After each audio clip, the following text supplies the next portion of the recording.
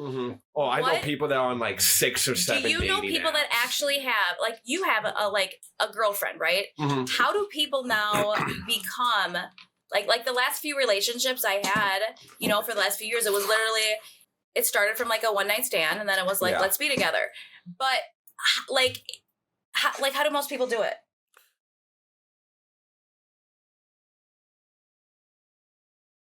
Man, it's tough to say. I feel like if you're in a relationship, like the second you get on it, you should probably delete, you know, Tinder and Bumble or whatever dating app that you're on. You know? Yeah. Like, have you ever been on Tinder, Joe? Have I? Yeah. Yeah. Stop it! I think Tinder. Let me tell you the story. Yeah. Though. You got to give me. Stop it! Hold on. So that is amazing. No, listen. One of my good friends, Rob. We were at Buffalo while we were eating and we were talking. He's like, "Bro, you got to get a girlfriend or a wife, dude. You're about to be a pastor." And I was just finished my studies and like all my stuff, and like I was inviting him to this, and he's like, "Dude, you don't got no girlfriend?" Like, because we were like making a table arrangement, and he's like, "Oh, you can sit me at the table with your dad," and I'm like, "Oh." He's like, "You're going to have a girlfriend there, right?" And I'm like, "Oh, I don't got one." So he's like, "Dude, you got to get a girlfriend. You got 3 months before you're going to be a pastor. You got to have a girlfriend at this thing." And so he went on my phone and handed me my phone back. And this is, you know, I'm very old fashioned. So technology is not my strength at all. Like I can send a text, I make a call, and I can look up stuff on YouTube, and I can check movie times, and I can check my bank balance. Other than that, anything else is I struggle severely on that phone, and I hate to. And I'm being vulnerable right now. I don't know why I told the world that. That's kind of a good thing, though. But in a way, but it's humbling now because we're so fucking surrounded by technology. But you don't know much about it. He's the most present person that I've hung out with, where he's really when we hang out, he's in the moment where. This guy that I was with a year ago would just be like this on his phone the whole time. I don't allow people, like if people are around me on their phone, I let them, like I'm at the point where I don't even have to say something. Like I never deal with a one. Like most women, when they're out with me, I don't even see their phone. Like it's like, okay, which is cool. I'm the same I love it. I'm scared to touch it when I go out and hang, like me and my friends at bar, restaurant, dude, my shit's in my pocket, or if it's out, it's like face down and on silent.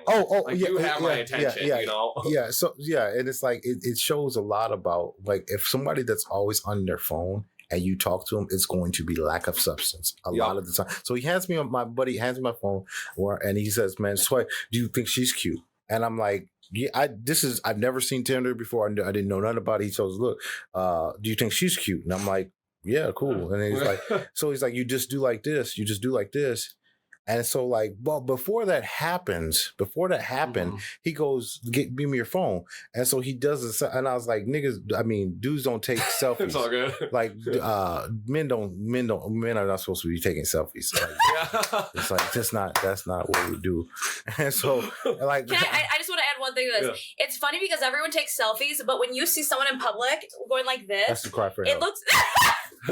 That's a cry for help. Yeah. That's a cry for help. No, but like I'll want to take a selfie, but if I'm feeling good, but I'll have to like look and make sure women can around. do it. No, it still looks cheesy. I'll make sure no one's around me, so I do it real quick because there was one time when I worked at Cargo, there was this guy with this old like Nokia-ish phone, like probably from like 10 years ago, and he was like maybe 15. He was like this at the edge of the bar, trying to take his picture, and it was the funniest sight to see because. Yeah. I just want to finish my story. That's right. Yes!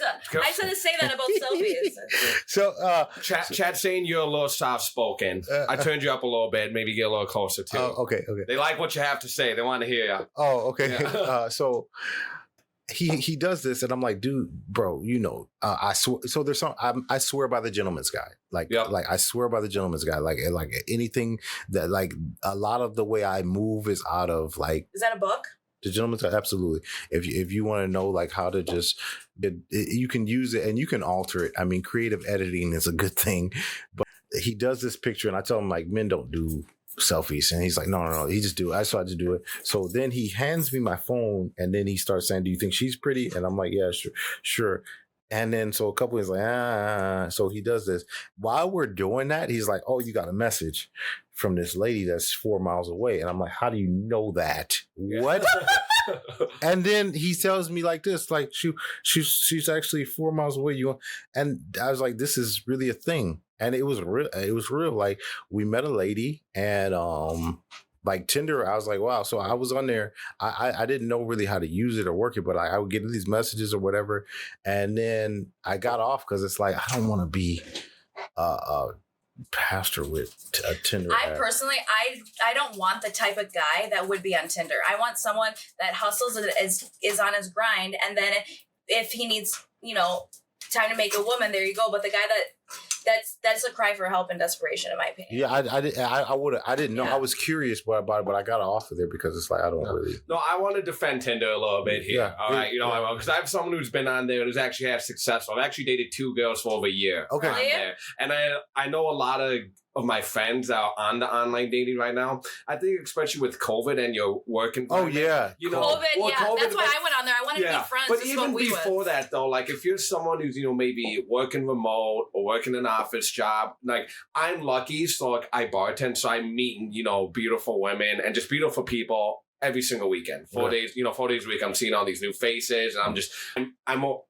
in a position where I can organically like meet someone out there. Yeah. There's a lot of people who, they're stuck on an office job sitting on a computer all day. Yes. And maybe there's no one they're really attracted to. You know what I mean? So Tinder is a double-edged sword, but it opens a lot of doors for people who don't get the chance. Maybe they're just more introverted to get out there and, and meet someone who's maybe they're fucking halfway across the world. You know what I mean? And they really click. That's awesome. I mean, like I commend like somebody who creates something that's efficient. I mean, the human mind is an amazing thing. It's the best computer.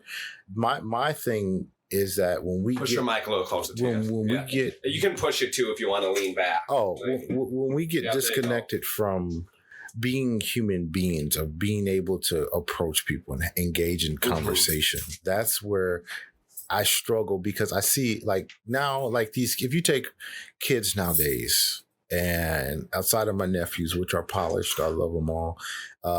Kids can't have a conversation with you. Like they're so glued to their tablet, their phone, their thing, and it takes away their people skills. And so I'm concerned 50 years from now where humanity will be with just dealing with each other. Like it's unhumane to not look people in the eyes and talk to them. That's not humane to do that. And this behavior that we're taking on with these tabs and device. And then when you start talking to them, it's so much lack of substance. Everything you hear, I don't know. I just do. I don't know. I don't know. It's like everybody's so easily overwhelmed. It's like, and the answers are so short and vague. Yeah, vague. Yeah. And it's like, just imagine where we're going as human beings. I'm looking at the big picture. Like if we keep this up and we can't have conversations with each other and we don't do, like I've heard so many times people say things like, I don't do people, I don't like strangers. And it's like, isn't that weird? That's weird. How do you don't fucking like people?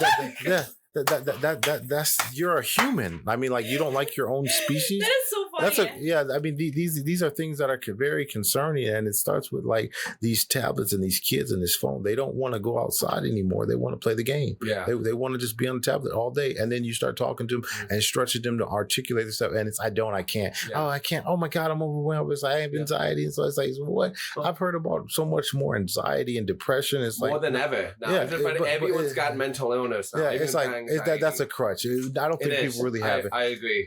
I've learned this from a philosopher. If somebody tells you about if somebody says that they have anxiety or depression, they're using that as a scapegoat, because real mental illness is not told. Like I was in the bank and a dude just hollered at the top of his lungs, and I said, "What is going on?" He didn't say, "Oh, I got mental illness." No, I saw it. You will see it or hear it if it's really real. Like, ain't nobody got, I hate when people say, "Oh, I got anxiety. No, I'll see it. You don't need to tell me what you got.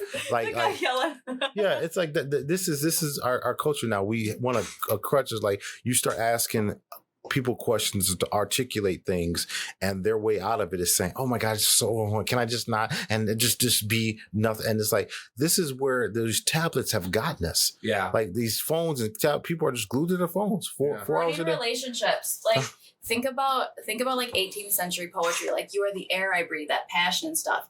Nowadays, people don't kiss. When people in their 20s don't even kiss. I noticed something. every I shouldn't even do it. No, I'm not gonna do it. No, go for it. Let's have fun. Let's have fun. I've noticed every conversation you wrote it back into like sex somewhere. Yep. Everything we've talked about, you have. But that's just her personality, though. No, she's she likes to. I gave up sex like 3.5 months ago, so I kind of think about it sometimes. Wait, it's been 3.5 months for you? Don't lie. I'm dead serious. It was right before. It was like the middle of March, right before I went on my first Academy trip. So when would that be? I'm not March sure. to April, April to May, May to June, June to July. Was there a reason for giving it up? Okay. Because I felt that to get to my next level at my life. My mom was like, "You talk about being a Christian, and you're doing, because I was gonna go to a hotel with this guy, but it ended up happening." She's like, "You're saying you're a Christian, you're doing that," and then this other woman was like, "God wants you to do that," and I realized, you know what? I ain't trying to get dick whipped by nobody, and I'm not trying to. Hey, you was asking about some I wanted male. to know. Yeah. There I want to go back to the whole technology thing because obviously these gadgets are here to stay, and they're part of our life whether we like them or not, and it's only gonna get worse. Okay. So I think the question we have to start asking is like, how can we build the discipline to disconnect, and what are things that we can do? One thing that I've just started doing recently, I've been a lot more mindful of just my surroundings. Like when this is literally just a week ago, I was waiting to get some tacos done and being ordered. And what's the first thing you do? I'm by myself. I know grab your phone. Facebook, don't go. Snapchat, don't. I mean? Instead, I was like, you know what? I'm gonna leave my phone in my pocket, and I sat there. Proud of you. That is so fucking hard. Paid attention to just the noises, the workers in the taco place that were making it up, other customers around. I was just really like there in the moment and being mindful of my surroundings. Even though like I was doing something so fucking simple, just waiting for tacos. Yeah. That's key though now. That's key. Here's the thing that people are not understanding too. Facebook and these apps on this phone, it releases dopamine. And when you talk to people, you can tell because guess what? You're going to have to regurgitate questions that you've already asked because their attention span is so freaking low. Yes. It's almost draining to talk to somebody. I can tell in about an hour how much a person's on, because it's like the lack of substance there and they're so disconnected. You got to be like, oh, I just asked you a question. Oh, what was your question again? And it's like it happens so organically because they're always on their freaking phone and they're not used to not being intact for something that's not about them or their interests. And so what happens now, this phone we're glued to, it forfeits our memory. Memory is being blocked because of this thing we're using so much, and we're not looking at the big picture. It should be in spurts, like where we can go on it, take something tangible. Like I got rules. Like I can look at 2 unproductive things a week, right? If it's not two. But what it does, it gets you in the mindset. First, it's going to have memory loss. Just talk to somebody that's always on their phone. Yeah, like all I'm doing is consider is there any truth in what I'm saying? Talk to somebody that's always on their phone and watch the lack of substance and how many times you have to ask them the same question if they even answer your question. Yeah, if they even answer your question without giving you just a one answer response. Building a business though, so I'm building a business on self-healing, self-development, all the above, right? Mm-hmm. Being online on Instagram, it's networking with people and talking to people. So there is an aspect that is great. I think all the online stuff is horrible for relationships, but I think it is amazing for entrepreneurship. Yeah. Because that's different though. Like that's working. You know what I mean? He's talking about people that are just scrolling and doing nothing. A majority of people aren't working on their phone. But still networking. And nobody would tell the truth. If you took your phone out right now and went into your YouTube and went into like what you've been watching and how long you've been watching it, if you do a balance and just write it down and say like what has been more time consuming, my work or my entertainment or my screen time. Yes, my screen time. Like nobody will tell the truth and do that. People use that argument all the time. Like, oh yes, my work is just like that. But what have you gotten paid? Like I got a buddy, he's like swears by the internet and he's an entrepreneur and he's like, this thing is like, I don't need one. I could just say, hey, my name is this and this is I'll be. The people are coming and people are going to listen, right? Yep. And I don't expect everybody to have that, but he argues, well, you don't know any technology. Okay, let's do some math. Have you gotten paid? Is anybody endorsing you that you don't have to reach out to because of this? No, is the answer. But people want to use that. Building connections and friendship is a lost nature now. Yep. Like for instance, like you could just tell the truth. You could just tell the truth, honest to God, and I promise to God, I'm never offended. Okay. I like if I say, "Hey, Doug, this was a cool thing. This is a cool podcast. Hey, man, let's go have a beer and a hamburger one day." Yeah, I'd be down. Because of it's nothing. You're not even my friend. I don't even. I know social media. It's like I wonder what my screen time is. Like, what do you think it is? Mine's my average every day. Hold on. Bad. Yeah, I'm gonna. This is embarrassing, but I'll say it. Yeah, but no, mine. See, I'm able to admit to that. How many hours do you think it says I spend on my phone a day? Too many. I know you're on your phone. Just take a guess. All that porn she's watching. I would say 4. You were. I heard you. Did you just say porn? I know that I like to watch people getting gangbanged. No, I'm just kidding. Yeah. Oh, stop it. I'm just joking. I'm joking. No, you weren't. No, because I've heard gangbang from you in the last. Never mind. Okay, this has been recorded. And this is going to be on public. I don't want my mom hearing that. Yeah. Well, okay, how do I find my screen time? I don't know. It's probably pretty bad. But see, like, I'm a big gamer. Oh, you know what I mean? We were talking about Joseph, you know what I mean? But, like, I was to the point when I was younger, it was really bad. You know? That's what's that? Say it. Let's do it. 7 hours, 48 minutes. Is that just today? Or a day average? A day. That's an average, so so we're going to do these podcasts every week. It's going to get down to, like, 5. But, and like, that tells me a lot. That answers a lot of questions. Me and my sister just built our brand. Mm-hmm. Oh, by the way, I started e-commerce. No, because like that's really unhealthy. Push that microphone. Well, and I listen to my audiobooks, and that counts. Does audiobooks count as your screen time? To be honest, I've always wondered if music and audiobooks does count or not. Because mine that's gets not a lot of high. production. I don't care. You can have it all. When you're on your phone that much, I mean, if you were in the cry for help, it's beyond a cry for help. Yeah.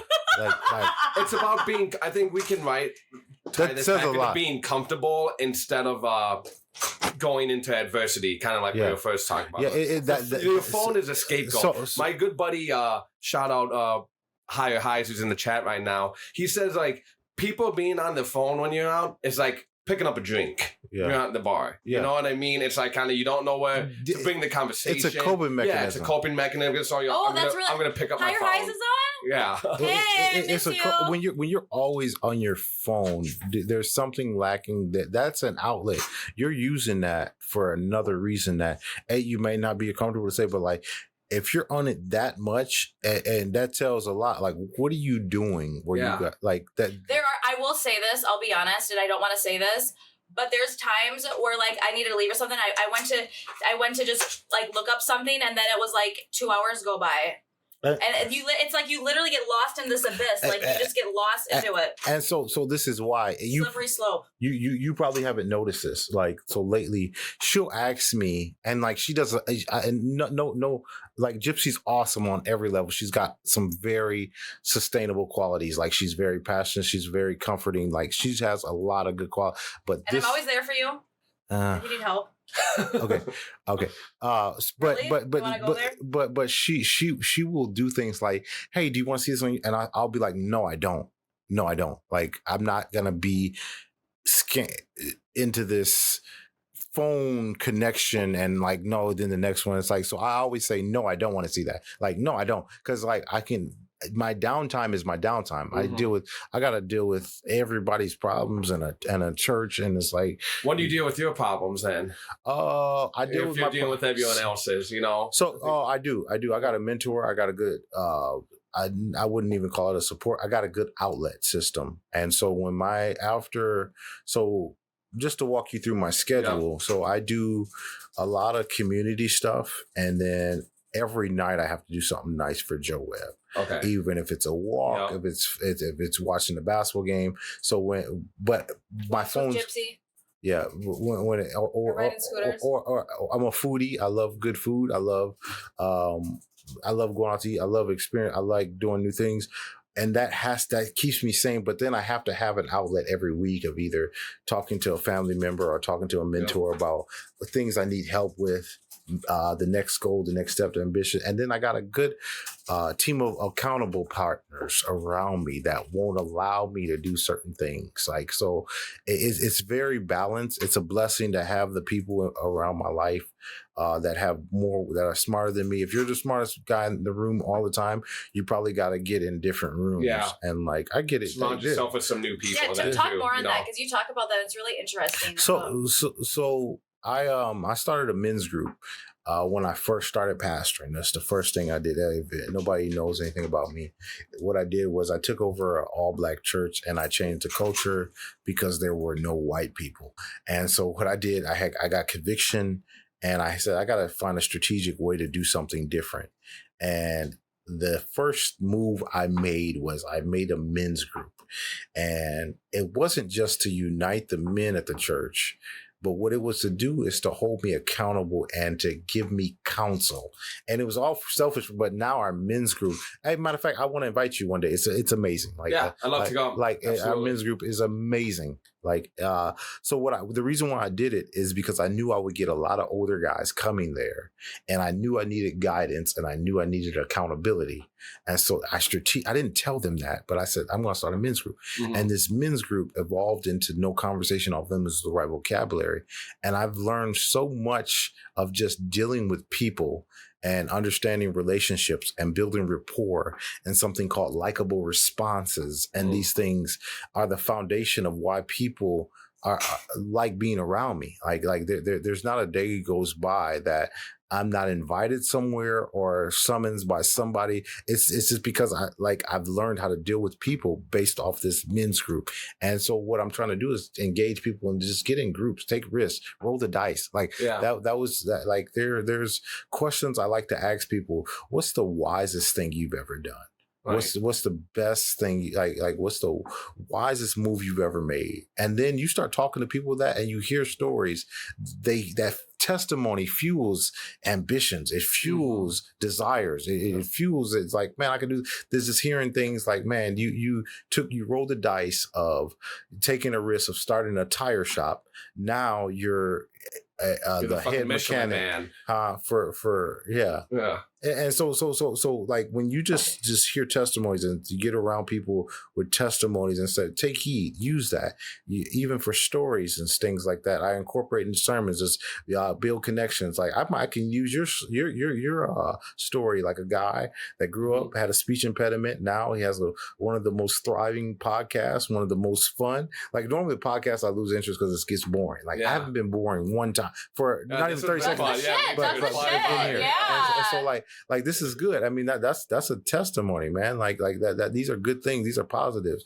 And we, in our society, we don't give people flowers while they're living. So I got some rules. Every day I have to pour into somebody with doing something nice for them.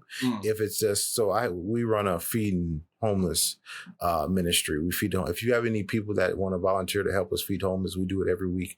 And I have to do something nice for somebody every day, even if it's paying for somebody. Random acts of kindness. Yes. And for somebody that can't help me back. And so like, even if it's buying a candy bar, buying something for somebody, doing something nice, or even pouring into somebody. I try to do both every day.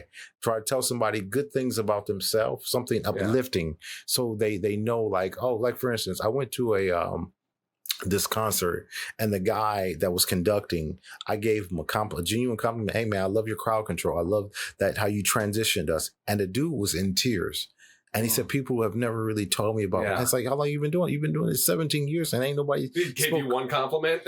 And he was in tears. And the man was, and I'm like, brother, it's cool to give people. And he didn't understand. Like, I didn't want nothing, but it's good. That's what I want to add to that. Saying something nice to someone literally costs nothing, right? No. And it can change so much about how someone's viewing themselves, how they're seeing themselves their entire day.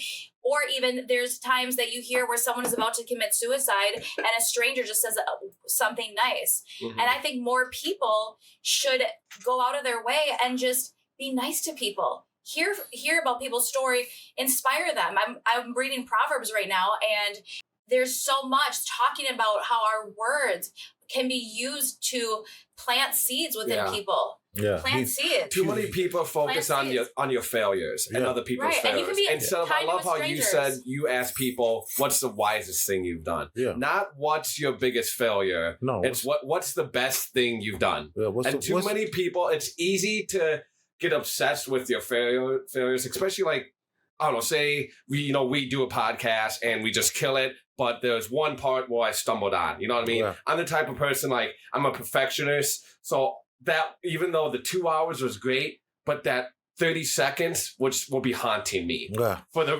hold on, I have a story to add to that. There's this wrestler that was like one of the greatest wrestlers of all time, and he in the beginning of his career, beginning-ish, maybe like 25-30% in, he lost one, and he said that every day he sits in his chair and thinks about the time he lost. What a waste of your fucking life, dude. Like, I can't get over that. Think about that. Yeah. He's one of the greatest of all time. And he spends, I just thought, I had to bring that up. Think about that. This guy spends his life thinking about the one time he lost. Keep it moving. And smile and have fun with your life. Isn't that ridiculous? Yeah. And it's so interesting because we tend to put this Western philosophy on things. And like, I've learned that we have, like, I just met you today, Doug. Yep. But I can tell you 10 things we have in common. And Go for it. Oh, you gonna call my bluff? Yeah. Oh, wow. Okay. All right, look. Okay, you like good food? I love it. You like sunny days? Love them. You like good sleep? Love them. You like pretty women? Love them. You like video games? Love them. You like football? Love it. You like good conversation? Love it. You like laughing? Love it.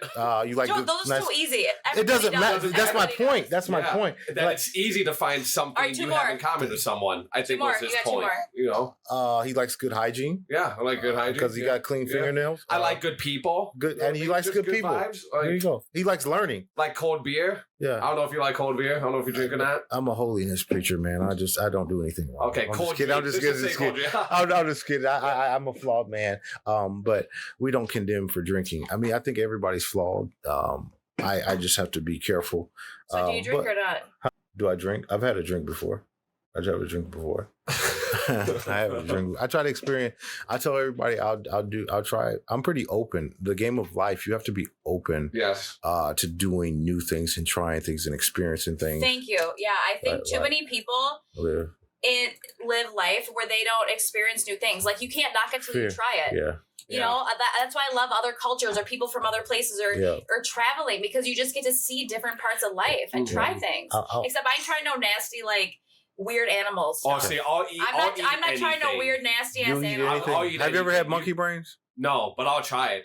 You would eat, Joe, you'd eat monkey brains? When it comes to food, I'm down. I didn't think I would ever like the oysters and things like that, but them oysters. The secret.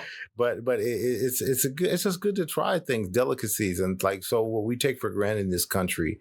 I remember I went to Louisiana and they took me to go play ball, and I had preached for a preacher, and he was just like, we're gonna take you around the city, and I'm like, show me where you're feeding. I like to see your city. Show me your city. I love seeing that, because if somebody comes to my city, that I'm gonna show them everything. The local spots. Yeah. You know what I mean? Don't show me the touristy shit. So they took me to a mom and pop shop. Good. The waiters were phenomenal, and the women were dancing. It was just a good time. And he said, "Hey, doc, try some of this." And I said, "All right, cool." I tried some of this. I said, "What is this?" He said, "Oh man, you like that?" I said, "This is amazing." He said, "Dip it in this." And I was like, "What is this?" He said, "Oh, that's alligator." I said, "What?" Yeah, it was just one of their delicacies. But if I didn't roll the dice, it's like I wouldn't eat it every day. But these are things that other cultures thrive on, and this is, most kings would always endorse other things, and like being a king. I love that. I love that. Being kings, like if you look at King Solomon, we hear that he had all these women, but it's not what it looks like. What Solomon was doing, it was a military tactic. So we got to look beyond just all the women. What Solomon was doing, he was winning the world over. So say, for instance, you were a king in like, say Tanzania or somewhere, or Dubai, and I would come there as Solomon. I would take on the responsibility of taking care of your daughter, and the kings were less likely to go to war with somebody that has married into their family. So Solomon was gaining power and wisdom. You really trying to justify 700 wives? No, not at all. Not at all. You're just explaining. I'm just messing with you. No. I'm obsessed with Bible stories. So that might be a whole nother podcast. We could just break down. Yeah. Because a lot of people are. You would love to meet my buddy Phil. Yeah. And do like some Bible stories podcast. Yeah. Honestly. People are very disconnected now. You hear a lot of things. I'm not religious, but I'm spiritual. Okay. Actually, yeah. To tell the truth about that word's origin is order. Okay, when you say religious, all religion means is order. And so everybody has order. Like we brush our teeth every day. Mm-hmm. That's order. I think where the disconnect with people saying that they don't want the church has failed us in being hypocritical, being very inimical, very disconnected from accepting people in the circumstance that they're in. And now people want nothing to do with it. And it's our job to clean that mess up. And it's all relational. Like the reason why we have success is because I'm a guy that I would say 80% of the men at our church have been to my house. You see, they know where I've lived. They've ate with me. And so you cannot be friends with somebody until you've ate together. And you become family when you overcome burden together. But our society measures family on a bloodline. Mm-hmm. Like I got family members that know nothing about me, but then I got a brother that I could tell him right now, hey, brother, I got a problem. He's like, well, I'm not gonna say that, but like he would defend me wholeheartedly. And so like a brother and a family is measured in every other country. Every other country. It's not a bloodline. It's I've experienced this with him. Like this guy was my dad's friend. He slept on my couch for 2 years. We had to get him back on his feet. Now I consider him my uncle. And this is where we have to be tactful of just building relationships now. Yes. We're not good at relationships anymore. No, we're not good at it. It's like, fine, go. It's like that. Are relationships that are not sexual like that as well? How people at the littlest inconvenience, they cut people off? So there's like we were talking about earlier. So I mean, this is it's an interesting, to each his own. Like there are some guys that can withdraw and have other outlets, but have an understanding. Like nobody will do this. Like there's a woman I was dealing with. She said that this guy was her friend, and but women do this thing, this foolishness of like, oh, he's just my friend because I wouldn't. Just because you wouldn't, he would though. Yeah. Women would be like, yeah, he's just my friend. He's my friend, but he's my friend. Yeah. And just because you wouldn't bang him doesn't mean that he's just your friend, because he will definitely bang you. If you text him right now, you can get it. Wait for his response. But women don't consider that reality. It's like, it's all about them from their side. Like I've talked to women, they're like, one of my sisters told me, oh no, he's just my friend. No. I was like, but sis, he's like, oh no, but I would never look at him. You just friend zoned him. But if you said he can get it, he would be, what time should I come? Yeah. And so that's not reality. Women, I mean, I love women, but like that conversation is probably for like 4 guys in here instead of like, we don't want to offend Gypsy. Yeah. I don't get offended. I'll just poke back at you. See what happens when you poke back? Yeah. Like, so, but she might. But what I was saying is like, we don't do well with relationships. Yeah. Like people have to always get something out of it. What can this person do for me? That's the mindset. Yeah. It's like, what am I getting from? And like, I'm guilty of it too. Right. We all are. I think everyone is at one point. There's a woman in my life. Like I don't spend a lot of time with her because it's like there's a desire, and if you're not on that, then I'm gonna deal with you according to my time and my watch. And like I don't even think she knows, like, hey, you're playing with fire. Like I'm probably gonna grab you one of these days, and it's like you're gonna be like, what the heck? And it's gonna might be, but like you can't not tell the truth. Like that's what I always reveal to women, like, don't get it twisted. Like don't get it twisted. Like we're cool, but like if you go there, I'm going. And it's like this is things guys are afraid to embrace because they don't want to deal with that rejection. A man dealing with rejection issues is way worse than a woman dealing with rejection issues, because a guy will root his stuff in anger. I've had that before. Yeah. Oh yeah, like a guy hits on me, and then I remember this one guy hit on me, and I turned him down. He's like, okay, fuck you, robot. Because he was trying to talk shit that I like wear something for my diabetes. Like, ooh. I don't want you, so you're gonna tell me I'm a fucking robot. But to me, it's like, that's immature. If that's the only thing, but like I'm like everything is going so well that but like you have nothing else to say about me other than that I wear a patch on my arm. But a lot of guys have never experienced, but women don't experience rejection as often as guys do. I don't think most guys can't handle rejection very well. And feel like, especially if you're getting rejected constantly. It's like you try to meet chicks at the bar, you're getting shut down there. You try to go on Tinder, you're not getting any matches, and you're trying to teach you should teach class. I've been telling him you should teach classes for men how to deal with women. And you're trying all these different things to meet a woman, and you're just nothing's working. But it's gonna chip away at your confidence, your masculinity. Yeah. It's gonna add to your insecurities and your doubts and your fears, and all those things combined to just affect you all as a person, live your everyday life. Yeah. We met at Chipotle. Like, think about that. And we hang out all the time. And we met at Chipotle. Yeah. And so, I mean, she broke some of the rules, but, and as did I did break some of the rules, but what rules were they? Did she walk up to you and start doing her motivational speaker shit? It was kind of, she was kind of, and so I assess things. So I went to Chipotle and, I was on one of my days. Actually, I was actually speaking for a buddy that night. So I was just going over my stuff by myself. And I was not on, I don't sit on my phone when I eat by myself.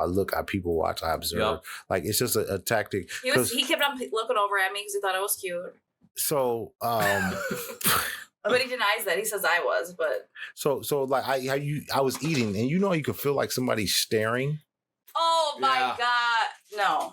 And I literally okay, so I'm going to get caught staring. So I if a guys do this, learn how to play eye games. Learn how to play the catch and miss. It's a catch and miss game. And if you want to find a fun, somebody will role play. Once you understand the art of playing eye games, you're going to have other avenues. So you, as a guy, you would look away and then you want to get caught. As a guy, you want to, but you want to get caught. Absolutely, you want to get caught. Just for because that way she knows you're interested. Yeah. Right? So but when you look away and get caught and look right away, you look like you're scared. So if we let's okay, let's role play. I'm gonna show you guys. I'm gonna give pretend you're back at Chipotle. Okay, no. I'm gonna show you how. Let me show them how to do it. Okay, like what we're doing. I'm gonna give this a synopsis. How about eventually we do a 3-part, and you could do it on here because remember I said you should teach how to do women, so you could do your 3-part series with Doug and you guys talk about it of tips for men to do with women. I'm always thinking about things to do. Yeah. So we'll talk about it later. So it would be like this. I was sitting parallel on person, so it would have to be a obvious turn of the head. So I saw her with a nice looking black dude that was bald and he was probably about 6'3". You probably know I was. No, don't say nobody's name. No, I'm not saying a name. It wasn't anything like that. It was someone that I was meeting with that's opening a restaurant. Allegedly. Okay. Allegedly. Okay. See, and we got to talk about that whole thing too.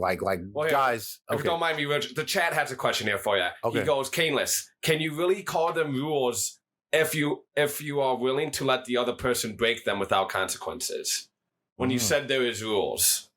Because when you said she broke some rules when you guys first met at Chipotle is what I believe he was getting. Well, I'm still here, obviously, so there are rules and boundaries, but if you break rules, there are repercussions for that. We sit on the throne of consequence and correction. And so to answer his question, I have rules, but when rules are broken, this is where I act according. You treat somebody according to their actions. Say my rules are this: I do not sit in corners. You made me sit in the corner. I can say, okay, since he did make me sit in the corner and I told him I don't want to sit in the corner, that's my option. I'm probably not coming back now. These are my rules because this has happened. But as far as the rules, I'm talking about rules according to ethics, gentleman's guide and classy things. A woman is, hold on, Gypsy. A woman is never supposed to avail herself, not hit on. I'm not saying hit on, avail herself while she's with another guy. Yeah. That's not something even though if I was with a woman and I had no erotic interest at all and she did that, first of all, I would correct it on the spot And so what the dude did, he was just like, oh, he was in his feelings. Yeah. But I kind of go in his shell a little bit. It wasn't even like that though. But even you're doing this. So happens a lot. This is a prime example. This is what I'm saying. Yep. Women will put woman logic on man philosophy and behavior. It doesn't work. She has her woman logic on. Wait, was it like that? Then it's like, no, I'm telling you, these are just the rules. You're not supposed to do that. Like nobody. Oh, but I have to add one thing.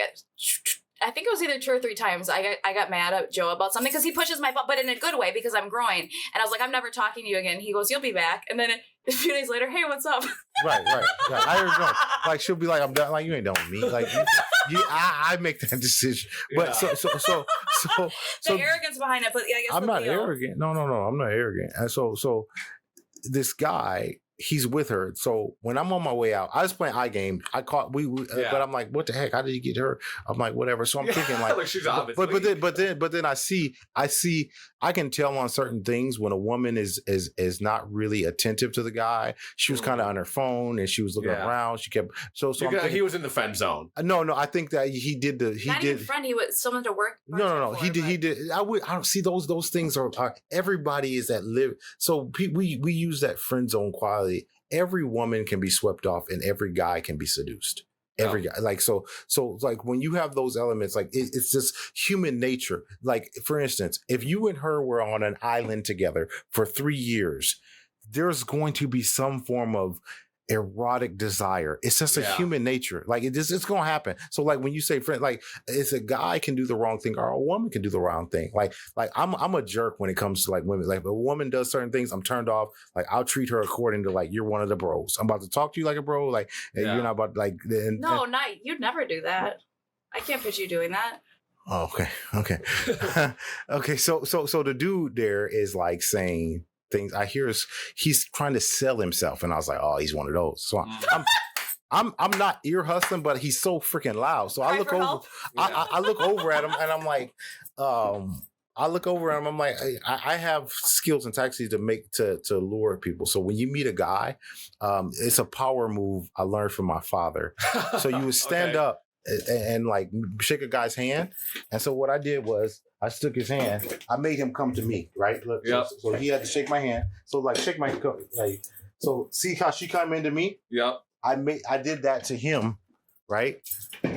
I did that power move to him, like, and he went for it. So like I just kind of like, and like he came up and like I say I always control everything. So I said I'm Joseph. So that made him tell me his name.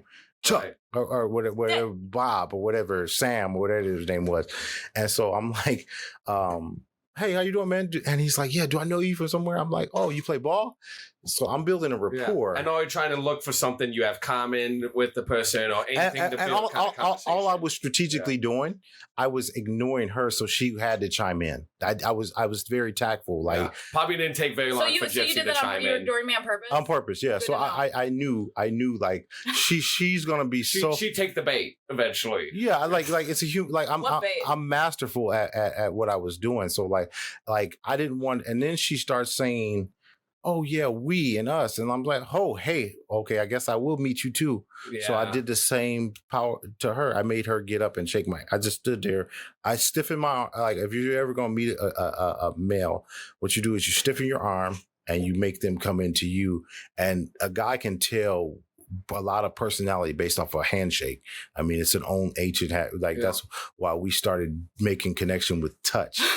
And so I used to go like this, and then people called me out. Shake my hand.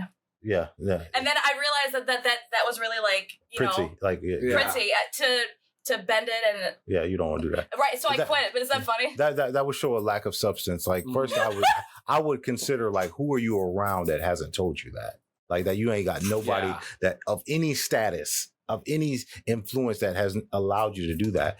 That if I seen that, so I did that, and we start talking, and she says, "Hey, have a seat. We want to pick your brain on some stuff." Right. And then I knew it was like, anytime somebody asks you your name and then asks you what you do, that tells me a lot of things. Please, people don't be offended. Please people don't be offended with what I'm about to say. When a person says, "Hey, what's your name and what you do," immediately within 3 questions, that tells me that they're either A, not happy with their success, to have a money problem are all about other people's status. Yes. I didn't ask you that because I didn't know you were a pastor then. He did. Oh, he did. Oh, yeah. Okay.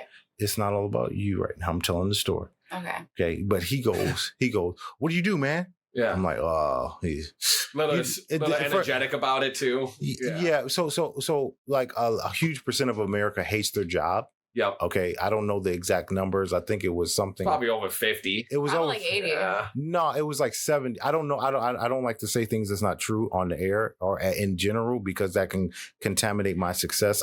I know it's a high percentage that people hate their job. I don't know what the exact math is. We could Google it, but yeah. By me knowing that, I don't ever engage in something that could be distasteful with somebody, meeting them firsthand. So when he did that, I was like, oh, that's lack of a lot to not know that. And it's just casual conversation. We're all about status in America. Yeah. Like, it's like, it doesn't matter like what you do, like what you do. Like, do you love doing it? Are you happy? Does your family like people? No one asks if you're happy. Yeah. That's nobody, are you happy? What are your weekend plans? I mean, these are the engagements to really know a person's, personality, what they're about. So he does that. So I engage. I just tell him, actually, I'm a pastor, and like I don't ever want to be this guy. Hey, I'll let other people figure that out. There's so many judgments and stereotypes. Right. All of a sudden, I was like, oh my gosh, I can't swear on you. I can't wear cleavage. I can't. You know what I mean? Yeah, but that's why we're good at what we do, because I'm open. Like, I mean, like Jesus came to the lost. I mean, like, not saying that they're lost and flawed, but like, if you're already holy and you already got a relationship, I don't want to. You got it. Go ahead. I'm looking for people that have a desire to be like, I want to change. I want to do something different. My life is good, but it could be better with another higher element, a higher spirit. Like that's I want to endorse that, embrace that. So I'm never going to hide from my calling and what God has called me to do. I'm going to embrace it, but I'm not going to volunteer and tell you, hey man, what you doing? Hey, guess what? I'm a like, I'm not going to do that. So when he does that, I engage it. So they start asking about the area. Oh, wow.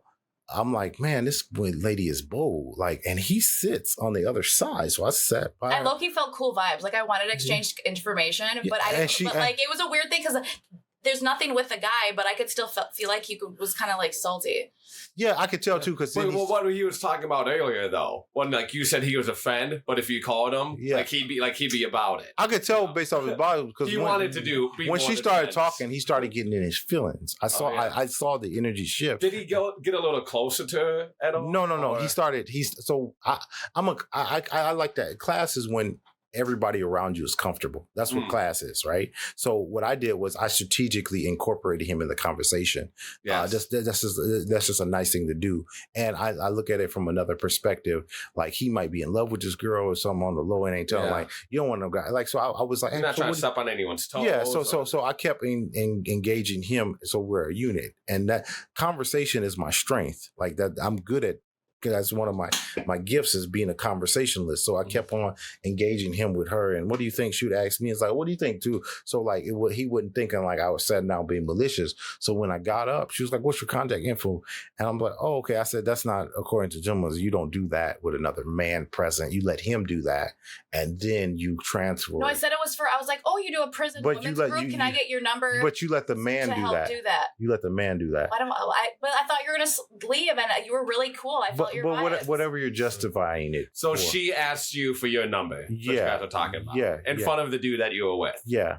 So nobody would like that. Then like then like the dude, he didn't look like he was with it. But I think that I was supposed to meet up with him the next day, and I didn't hear anything. But see, this is what she didn't realize. But it was about work stuff. But I picked up he's using the work stuff. Like some guys like somebody did this to my sister. Had her come out to Ruth Chris with me, and we want to discuss business. He come there, he got roses, lemon. And she's like, I thought this was business. Oh yeah, just order steak, and they didn't discuss nothing about work. And then next thing you know, she's pregnant with his baby. Oh my god! One time I met this guy on Craigslist. This is when I wasn't else. This because he needed help with his taco truck or whatever, and I was like, cool. I wanted to get into like food. This is when I was an alcoholic, and we went to the bar. We went to I think Chianti Grill, and we started talking about business. But we ended up getting so drunk that we got cut off, and then we got escorted out of the place. Wow. And I took an Uber home. Yeah. So yeah. But see, people got to realize. all men have a tool, right? Everybody has a tool. If a guy says, and everyone's got a different tool. Also. Like a tool? No, a tool like some. Talk about like metaphor. Okay, so I'll break it down for you. Some guys use humor. Some guys use success. Some guys use money. Some guys use their business. Some guys use manipulation. What's your tool? Even dark tools. What's your tool? Know? I can't tell you that. No, you said that you can tell. He texted me and said he can tell that I like black guys because of my nails. Yeah. And then you asked if I'm a serial killer. That was the okay. I did. So that. What is that, humor? No. So no. Oh no, you asked him a serial killer, and then you said, "Do you only kill black guys because of your nails?" Yeah. So wait. So I'll be honest. If you're asking, I don't want to withhold. So if you're asking my tools, I got a couple. So it's levels. It's layered. So for instance, if I get a woman out. Conversation, security, humor, and then if that doesn't work, I find myself to a piano, and from a piano, I think I can lure because music sets atmospheres. Music can change. It could do different things. Yeah. So like depending what my intention are. So that's why I say I can't answer that. I don't know. It would be if I'm liking a woman erotically, I'm probably gonna cook or do something, and then get to a keyboard or engage in stimulating conversation. Like I have rules to like, no woman's ever going to be like, he did this and was weird and awkward. And like, no, I'm going to let the woman avail herself. And then I react to that. I don't have a plan of like, oh, I'm gonna get her in bed this way. It's like, no, yeah. I like this. When you go into it like that, it's usually a failure. But if you have a tactful, like, this is how I move. Like, I'm a gentleman. You're gonna be safe. Ain't nobody ever gonna mess with you while you're with me. It's like, those are just absolutes. And then when you start being around me more, if your mind's being stimulated and I'm learning, I'll invest more. It's gauges. It depends. Like, no woman just automatically gets to deal with me on the highest level just because she's a woman.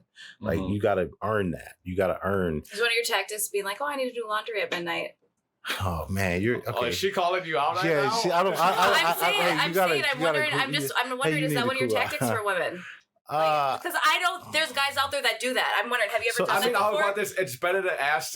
No, this isn't a personal. Asking to do laundry at 1 a.m. is better than just saying, "What are you doing at 2 a.m?" Yeah. I'm just saying, I know that there's guys out there that have done that. I'm not saying anything about Joe. But I'm just saying guys have done that. Yeah, okay. There's guys like I had to mature. Like, so before I gave my life to Christ, my whole motive was to do anything productive today, and at night I need to get laid. Why? Why a desire? Is it like an addiction, like how I was addicted to alcohol? Yeah, I was a sex is a big addiction. I'm a sex addict too. That's why I gave it up. Yeah, even for people who aren't having any sex, can be extremely addicted to sex. Right, it's a humane thing. I wouldn't do it with random people, but when I did, it was like 6 times a day. It's a humane thing. Okay. Wait, what are you doing 6 times a day? Having sex or masturbating, or both? So. I actually a month ago, I gave up my vibrator because I was late for 2 podcasts, and I was like, you know what?